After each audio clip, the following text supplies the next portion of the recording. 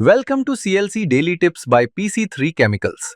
हर दिन सिर्फ 60 सेकेंड्स का नॉलेज जो आपकी हेल्प करेगा बनाने में बेटर, स्ट्रॉन्गर और profitable CLC blocks. Let's begin today's tip. Day 11 mixing time.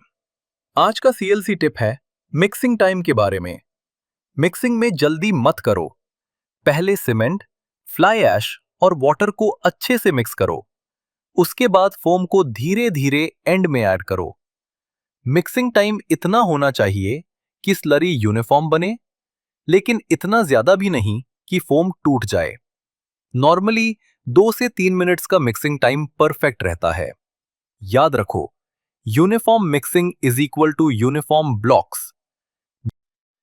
तो दोस्तों, आज का CLC टिप बस इतना ही। और याद रखिए, नॉलेज शेयर करने से ही बढ़ता है। फॉलो कीजिए हमें रोज for CLC manufacturing tips and success secrets. PC3 Chemicals. Better knowledge, better blocks, better business.